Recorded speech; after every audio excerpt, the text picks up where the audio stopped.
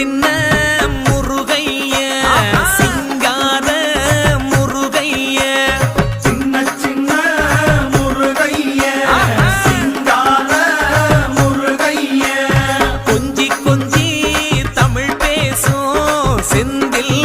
பட்டி வேலனவ கொஞ்சி கொஞ்சி தமிழ் பேசும் செந்தில் படி வேலனவ சின்ன சின்ன முருகைய சிங்கார முருகைய